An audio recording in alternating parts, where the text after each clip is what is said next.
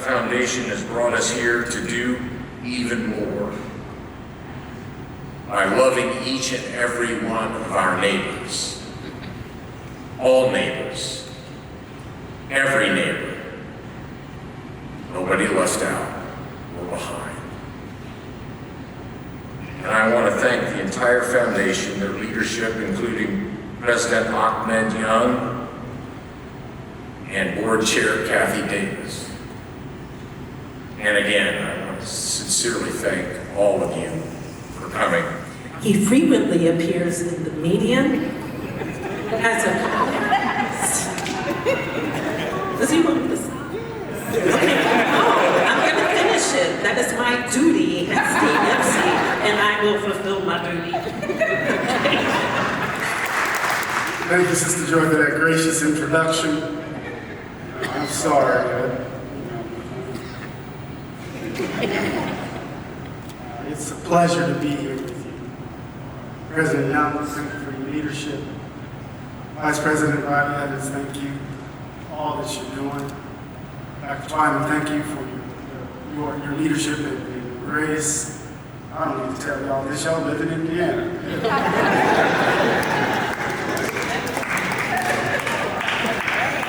To be sure now, there are a set of principles that define this republic. Principles articulated in the initial moment of creation. We hold these truths to be self-evident that all men are created equal. They are endowed by their creators with certain unalienable rights, that among these are life, liberty, and the pursuit of happiness. But those ideas have been contested, fought over, blood spilt in the name of them. There has been and remains something lurking in the shadows, something not so easily captured by phrases like our better angels or progress towards a more perfect union or faith in the founding principles. A closer look exposes the gap at the moment of creation. Because by and large, nobody wants this, but our governor is really invested in giving the president whatever he wants, going as far as to say Indiana will deliver what's needed to ensure the MAGA agenda is successful in Congress. What are your thoughts on this issue and what community leaders should be doing right now in light of it? It's undemocratic to its core. It's part of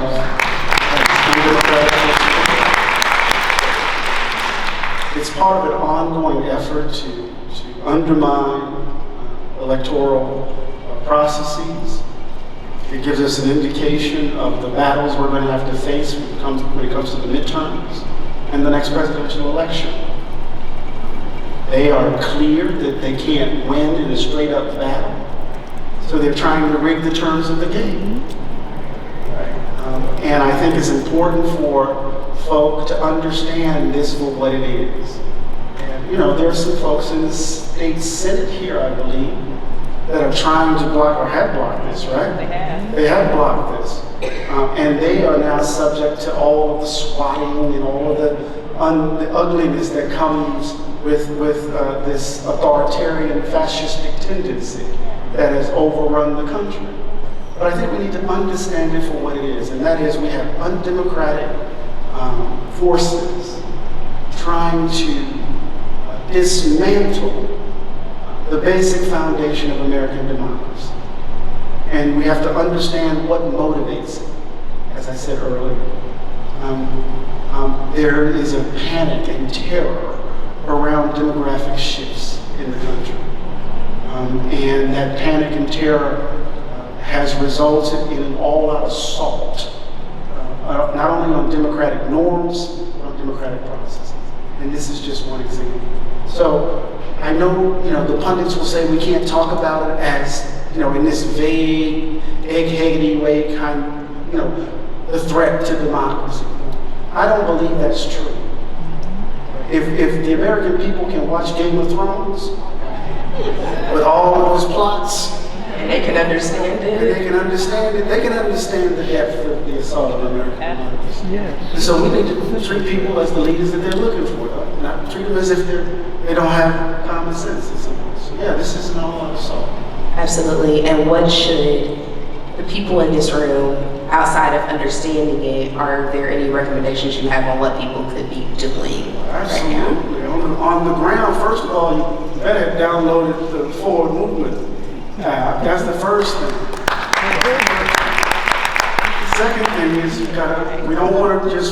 everything to elections, but we got to register to vote and overwhelm, right? Overwhelm this particular tendency.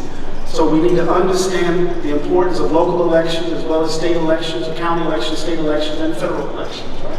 So we need to turn out in massive numbers. We know that's an issue here. Right. It's an issue across the country.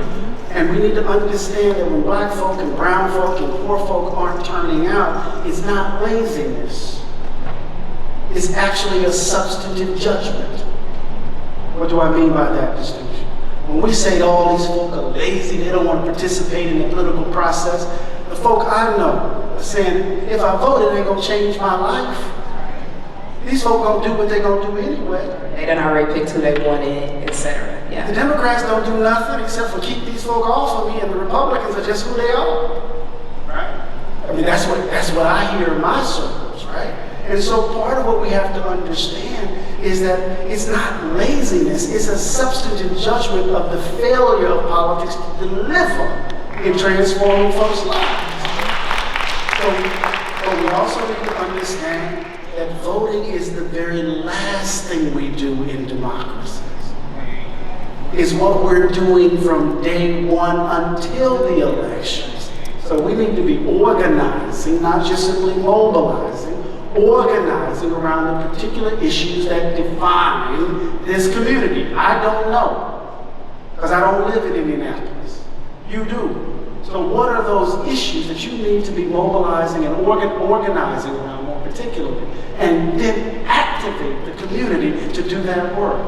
Right? And then once you are doing that work day in and day out, tending, elections become easy at that point because you got everybody organized and mobilized. At that point, they're ready to go because they've been doing the work all along. Does that make sense? Okay. Go ahead. Yeah, this next question about asset-based community development, which really, read this. I have excellent vision. I eat a lot of tomatoes, some carrots. Oh, the beauty of youth. Yeah. But asset-based community development is something that really is at the heart of a lot of the movements that are, thriving in this city. And it teaches us to start with what's strong and not what's wrong. How does that idea align with your vision of democracy and world repair, focusing on what's strong as opposed to what's wrong? Really, the short answer to that question is that we don't begin with deficiencies. We don't begin with pathologies. We begin with possibilities. We don't begin with, what's wrong with X, Y, and Z. We begin with what's right with X, Y, and Z and how we can build upon that. So if you don't begin with a deficit,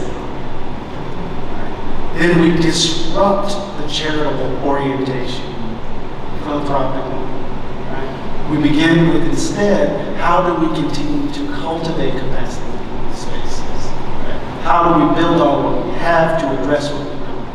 Right? But we don't begin with a deficit model. I reject deficit models. And that's the key. I was really proud of myself that I was short with that answer. Go ahead. I'm proud of you too. But yeah, so this next one, I'm really interested to see how you move with this. But your next book that comes out this spring is called America USA: How Race Shadows the Nation's Anniversary. And it centers on America's 250th birthday. The Indianapolis Foundation is going to turn 110 next year. If you could offer a birthday gift to both the United States of America and the Indianapolis Foundation, separate gifts for both, what would those gifts be? Well, the Indianapolis Foundation, I wish I could give them a 7-figure gift. That's what, do you know somebody who could? I know some folk, but they're going to give it on my behalf. If I had a gift to give to them, I would want to fund their work. So they don't have to look over their shoulders and spend all the time trying to figure out how they can finance the work that they need to do. So that's easy. For the nation, the gift I'm trying to give is the truth. Does that make sense?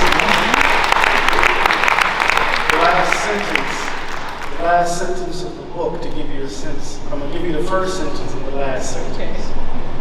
The first sentence is, I do not love America and never have, especially now. I'm gonna get in so much trouble.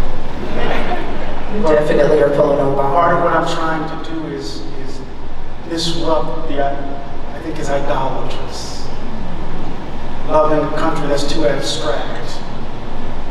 Loving something that's morally dubious. I want to bring love closer to the ground.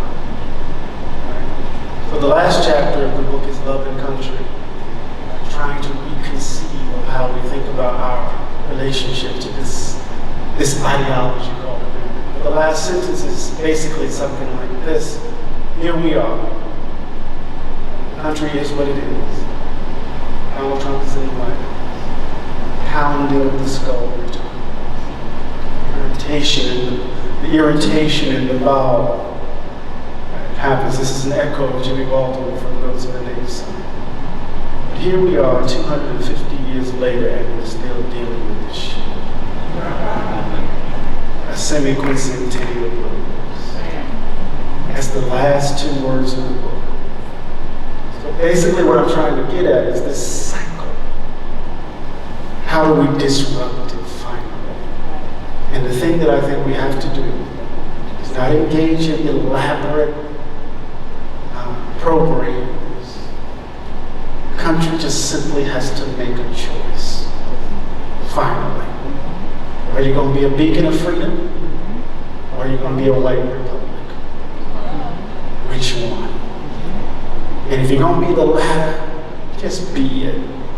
Stop lying. But if you're going to be the former, let's imagine a different way of being in the world. All right.